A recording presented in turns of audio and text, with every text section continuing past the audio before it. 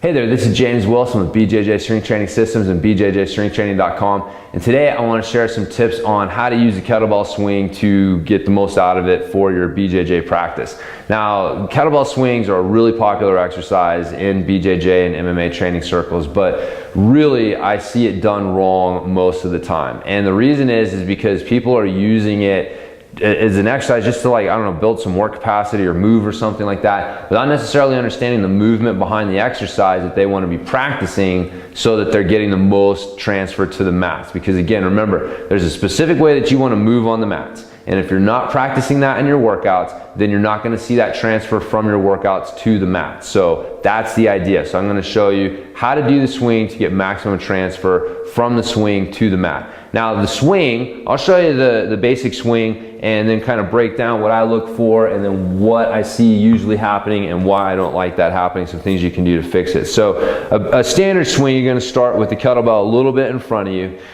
Butt back, chest down. Now you notice as I come down, my knees did not bend, okay? My knees do not push forward as I'm doing this. My shins remain vertical. I'm really wanting to work this hip hinge pattern. So I'm not squatting up and down with it. I'm really working this right here. So in fact, I think about trying to keep my shoulders over my feet. If my shoulders tip forward over my feet, that's no good. I gotta come down and keep my shoulders over my base of support, over my feet.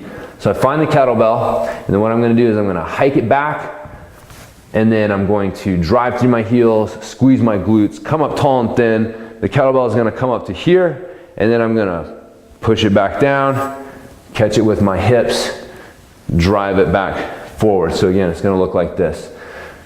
I'm going to sniff in on the way back, and breathe out on the way up.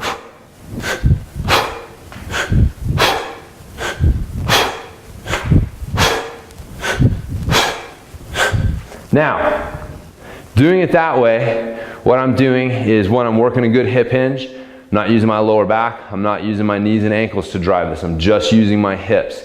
I'm also making sure that I'm practicing good breathing technique. I'm attaching my breathing to my movement. So I'm sniffing in on the way down, and then I'm breathing out on the way up. And I'm also working on my ability to project energy forward, back and forth. So at this bottom position here, if I let go of the kettlebell, it should fly behind me, not straight down into the ground.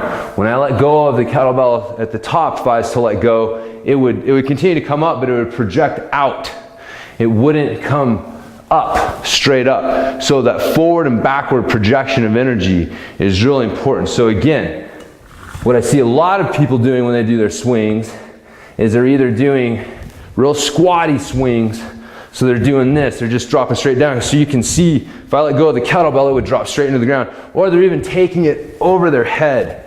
So it's this big motion right here. And again, I'm not gonna argue whether that is a good exercise or not. I'm not gonna, hey, if that's the way you wanna do it to burn calories or build work capacity or whatever, that's fine. I'm not going to argue with that. But if you're doing this as a BJJ athlete and you want to make sure that you're working on your ability to drive with your hips and project energy forward and back with your hips, then you need to be doing it the first way that I showed you, because that's what's going to get that. Now, the main thing it's going to do for us on the mats is it's really going to help your bridging. So again, when you have someone on you and you're trying to bridge them off of you, you are trying to project that energy forward, away from you. You're not trying to project the energy up, over your head when you're trying to bridge someone off and get away. You're trying to create space here, not scoot them up higher on you.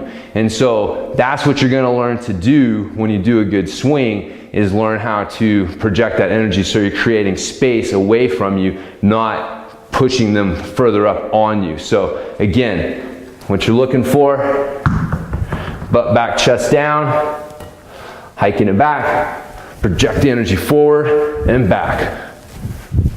So this is what we want to see, and you'll see it's all about the knees. I'm not bending the knees. So at the bottom position, my knees aren't pushed forward and the kettlebell is not there. So a couple things I look for.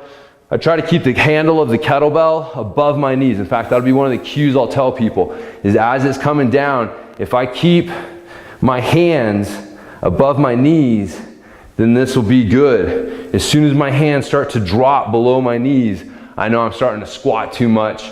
And again, don't worry about taking it overhead.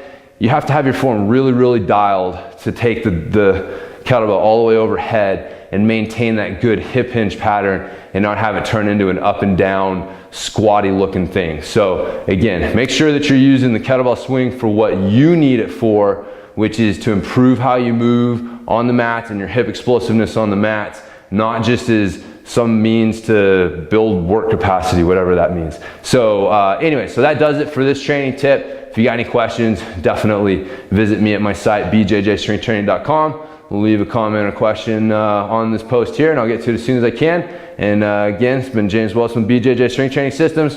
Hope you've enjoyed this training tip, and I'll talk to you in the next one.